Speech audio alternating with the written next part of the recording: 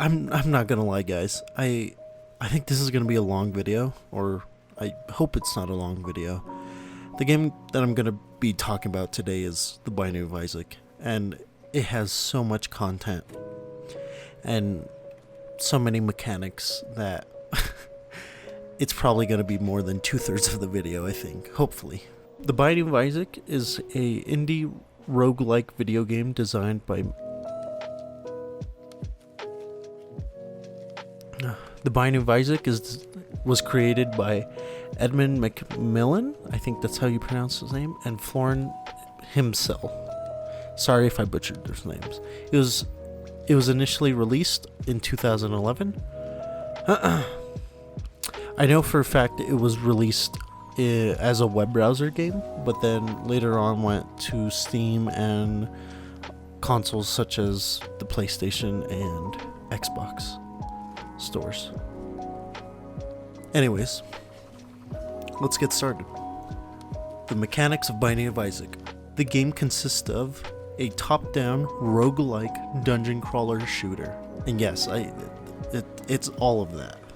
This type of game genre spawned numerous more indie titles such as Enter the Gungeon and others I can't remember off the top of my head, but anyways. So, the player controls a character called Isaac at the beginning, and I'll get to that. And the player has different stats for Isaac. Movement speed, which is just how fast you move. Range, which is your tiers that you shoot and how far they land. Tier rate, how fast you shoot those tiers. Shot speed, how fast the tiers go. Damage, how much damage the tiers do. Luck, which factors in different items and stats that we'll get to later. Devil deal chance and an angel deal chance, which again we'll get to that in a second. And health. Health consists of these red heart containers, black and white hearts. The red are your usual consumables that could be picked up anywhere if you lose health. Black are black hearts, of course. When lost or taken damage, it will do a small amount of damage to the entire room. And soul hearts are, let's call them empty red hearts with no risk involved. Red hearts and soul hearts cannot be refilled, I should say.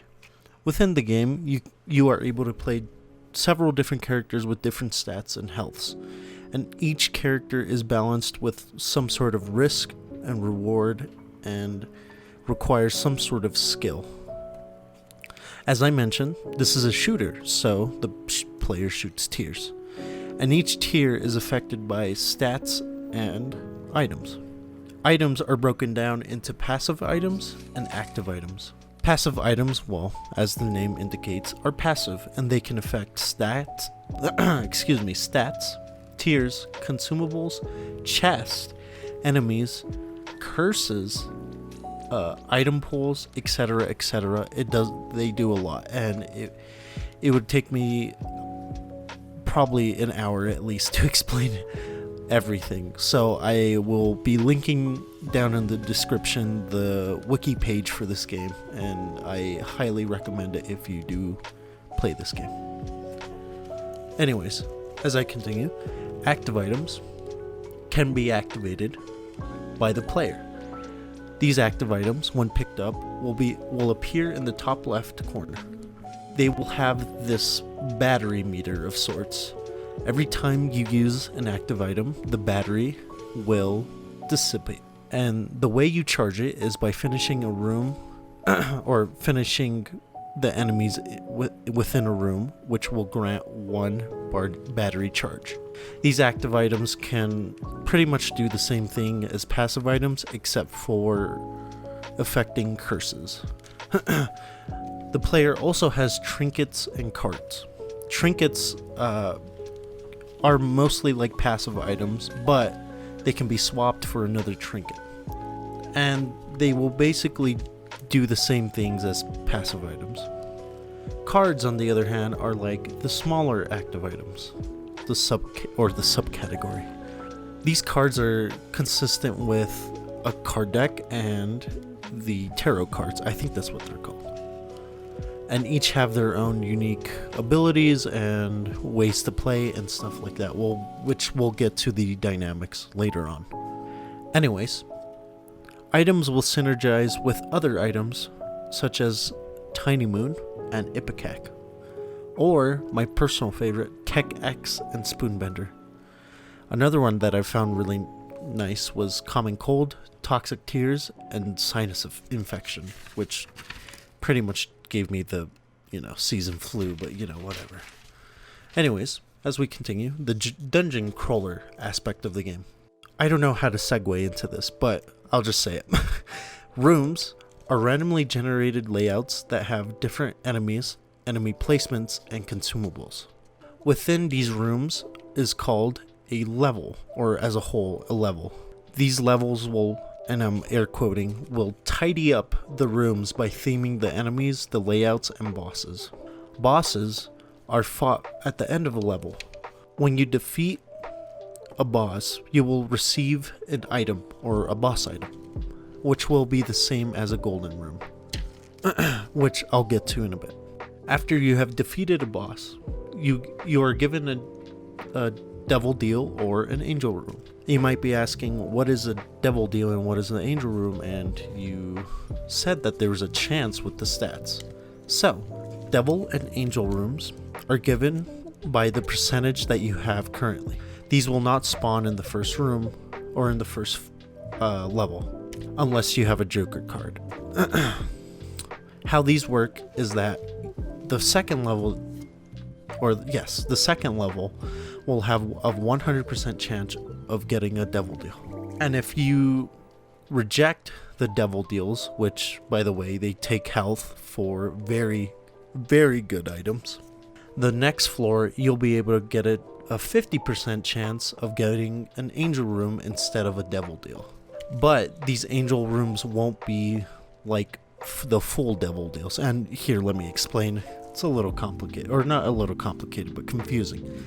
So if you get a devil deal, you then have whatever percentage of the angel room chance that you will get an angel room, if that makes sense. So if I have a 38% chance of a devil deal, I have a 38% chance of getting a devil deal.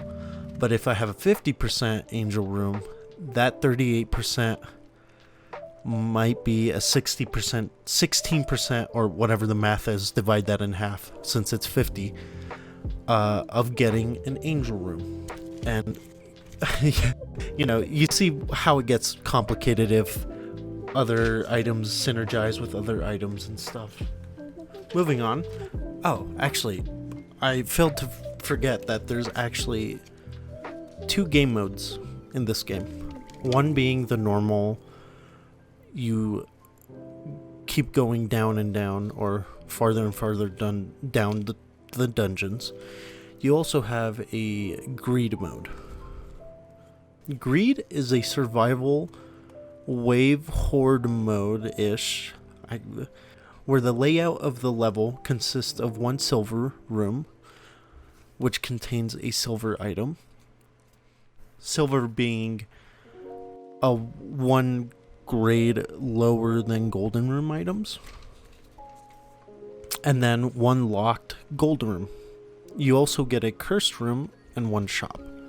These all appear in the normal level as well, or in the normal game mode as well. But anyways, the main room consists of a button that, when pressed, will start spawning enemies in waves with a countdown. If all the enemies are defeated within the countdown, it will start the next wave. If not, the enemies from the previous wave will stay for the next wave. There will be a certain amount of waves until it stops and a new button appears with a skull. Meaning, if you press on it, you will get a boss wave. And depending on what level you are on, you will get 2 or 3 or however many. Each level, again, consists of different enemies and enemy layouts. And when defeating the bosses, you will get another button with a red skull, which prompts you for a devil deal. Devil deals work differently in greed mode. If you complete these extra challenges, you get a 100% devil deal. And same rules apply with the angel room. After a certain amount of levels, you then get to fight greed, which is the final boss.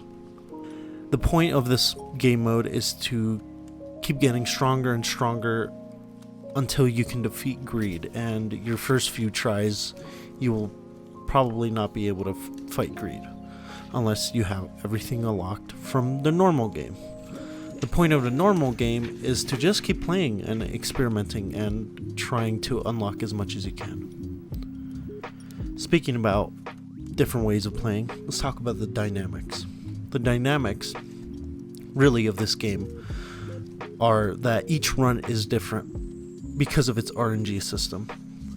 You will not have a single same run. It's all different. Every single time is different. And that's what the appeal is from this game.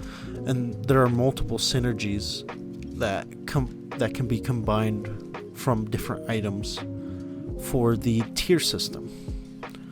As I explained, like Bonedogxx and Spoonbender, which is my personal favorite, because it just completely wipes any room. The Tiny Moon Ipecac. I was playing the greed mode, and I got these two combinations of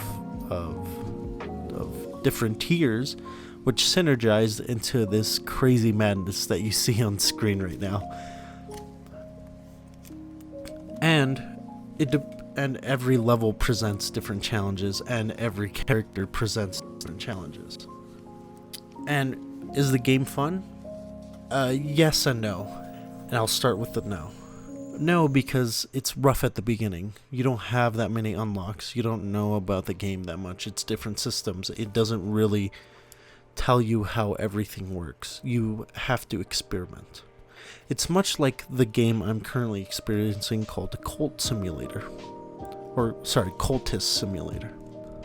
But once you start unlocking stuff and you keep playing more and more, it gets very fun finding your perfect synergy and your perfect runs, and finding these new and creative ways and items of just completing levels, which personally I really enjoy. On another note, my girlfriend, who has never even touched a game like 2 years ago, started to play this game, and I'm pretty sure she has put in about 100 hours, which is half of my hours in this game. So if a new beginner or a new gamer can really play this and enjoy themselves, I think it's fun, and this game is super effective in what it can do.